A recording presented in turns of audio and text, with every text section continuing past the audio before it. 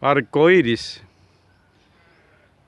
día 31 de diciembre del año 2020. Esto significa que el próximo año va a ser mucho mejor.